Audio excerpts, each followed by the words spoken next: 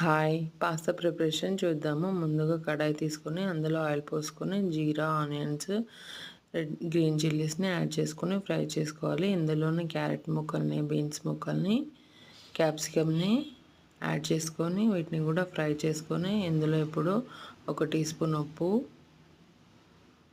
1/2 teaspoon ginger garlic paste, 1/2 teaspoon కారం, 1/2 tea spoon ధనియా పౌడర్ని add చేసుకొని fry చేసుకుందాము. ఇందులో ముందుగా ఉడికించి పెట్టుకున్న పాస్తా, వెనిగర్, చిల్లీ సాస్, టమాటా సాస్ని యాడ్ చేసుకుందాము.